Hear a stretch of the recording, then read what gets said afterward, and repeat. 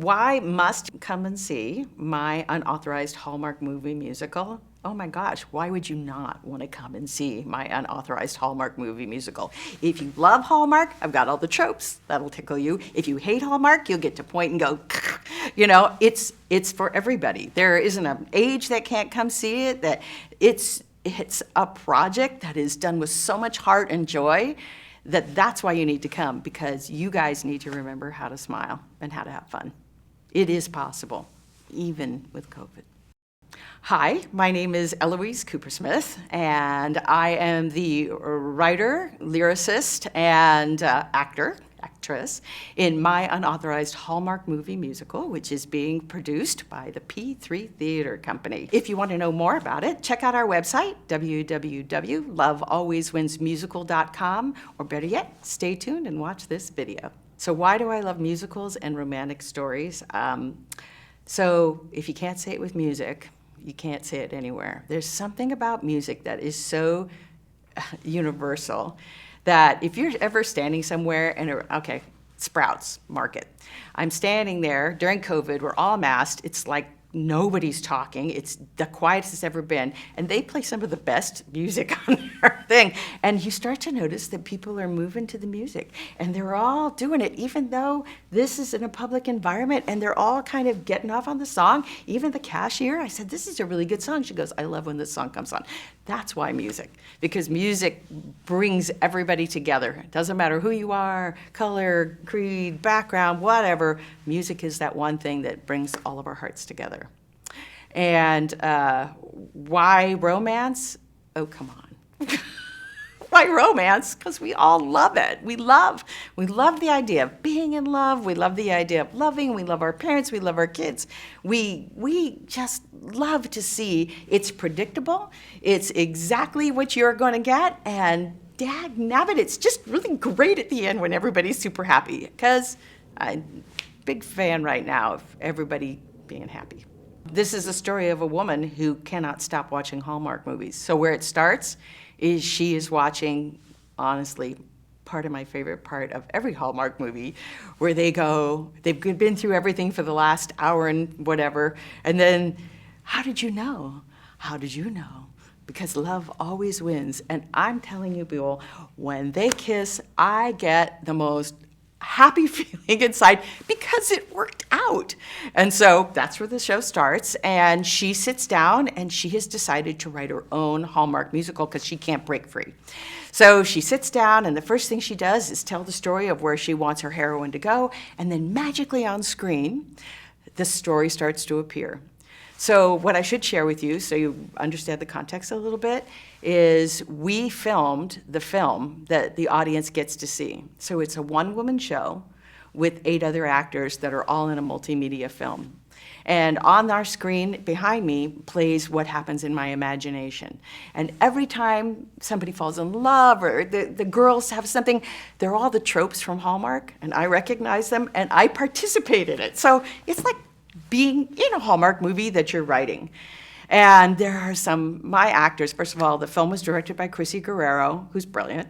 And she brought in some of the most amazing actors who we were fortunate enough to have a COVID officer. We came in, everybody was either vaccinated or tested, every day. We did everything right.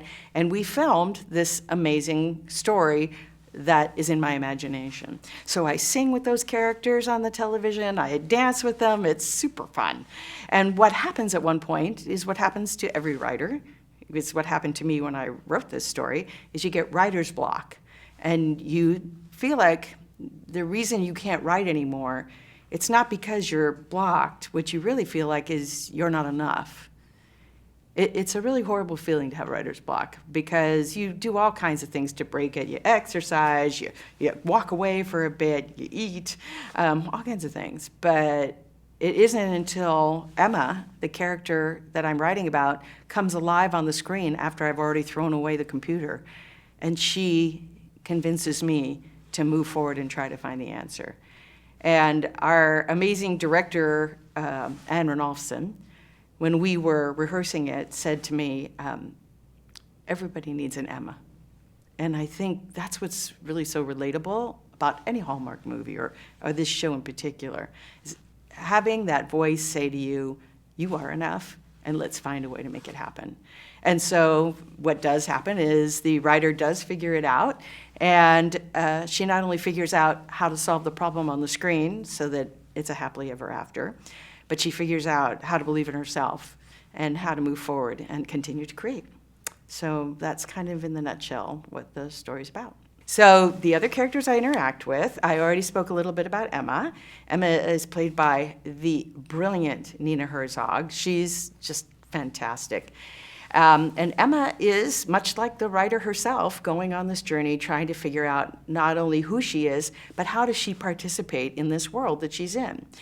What's happened is she is part of an artistic troupe that half of them went to this country called Punch.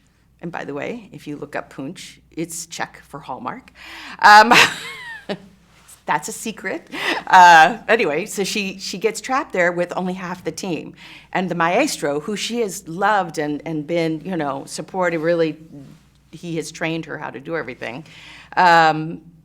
He's there, but he's a little fearful and panicked, but he goes on to be more blustery, and that is played by Benny Perez. And if you have not seen Benny Perez perform, you have missed a genius. You have to see this because he's so brilliant. He's every bad person you ever loved, Jafar and all those. He just wraps it up so deliciously. And the maestro will not listen to her. So it's her and her three best friends who are dancers in the troupe, Patty, Maxine, and Laverne. Yes, Patty, Maxine, and Laverne, after the famous Andrews sisters. And they are there to support her. And each one of them plays a role. That would be Sam, Maggie, and Monica. And those three beautiful ladies embody every best friend in Hallmark, every aunt, the people that are always giving me advice, and they really support her. The other person is, of course, our amazing, handsome lead, Andrew Joseph Perez. He's fantastic. He's totally hot, and if I wasn't 50 years older than him, I'm sure that would sound weird. But so there's Andrew, and he comes to her in his dreams because this is a magical castle, and so we have a scene where he's a knight and they dance, and it's just like the many, where the ingenue finds out that the guy she loves is really a prince, and they dance, always have a dance together. Oh my gosh, it's perfect.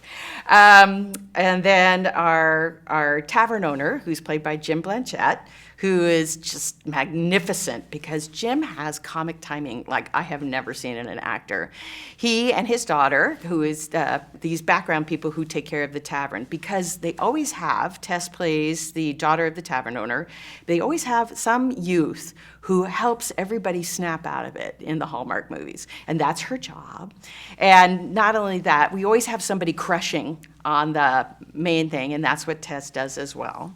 And all of these actors worked as an ensemble together and sang and danced, and our film crew was so impressed with them. Our finale, because of course, it's a musical, right? Schmigadoon style. Our DP came up and said to me, when you shoot 20 times the same dance number. And he came over to me and he said, these are the most amazing dancers I've ever seen. And I was like, well, they are amazing, thank you. But is there any reason why? And he goes, well, typically when you shoot and you're not pointing the camera at a group of dancers, they all kind of mark it and they stand and they lack energy. And every time we did that, of all the 20 times we did it, everybody was full out every time. And I said, well, that's because they're theater people, and that's what we do. And also, it was the first time most of them had been able to perform in a year. And there was that why theater, right? Because it ignites you and you bring something to it, and it feels so damn good when you do it, right? So for me, it was inspiring to watch all these brilliant actors come together. And Chrissy directed them on and Claudia, our choreographer, they taught them all on Zoom. So literally, when we got there, was the first time they were standing up and actually performing. So my hat's off to them. And when you see this production and you see the film, you will be wowed by their performances.